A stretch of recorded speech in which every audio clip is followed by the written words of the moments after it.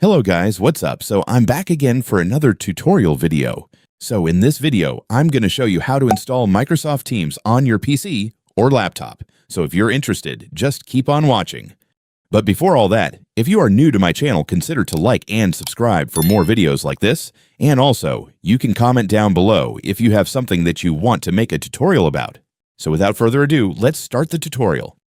So to install Microsoft Teams on your PC or laptop, it's actually pretty easy. Just follow what I'm going to do. So for the first step, I want you to open Google Chrome or any web browser on your device. And once you're on your browser, go to the official Microsoft website. So just search for Microsoft.com in your search bar.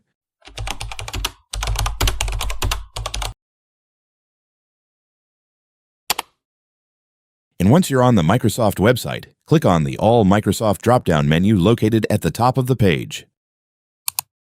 And here, you'll now see a list of Microsoft's products, services, and applications. From this list, find and select Teams.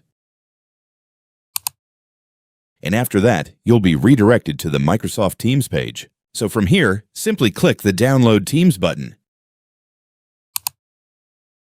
And on the next page, click the Download button once again to start downloading the installer.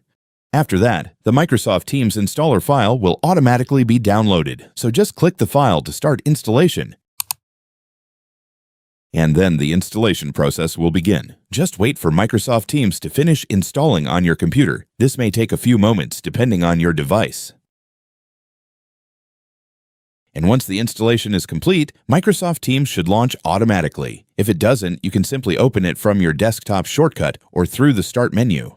And then from here, all you have to do is sign in with your Microsoft account. If you don't have an account yet, you can create one for free and then use it to access Teams.